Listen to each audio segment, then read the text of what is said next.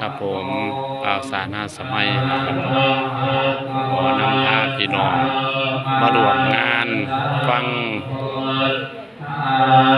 การเจริญพระพุทธมนต์นะครับเด้อ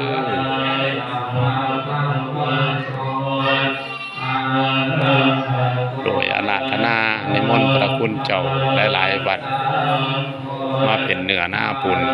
ให้ได้เฮ็ดบุญเฮ็ดกุศลนะครับเด้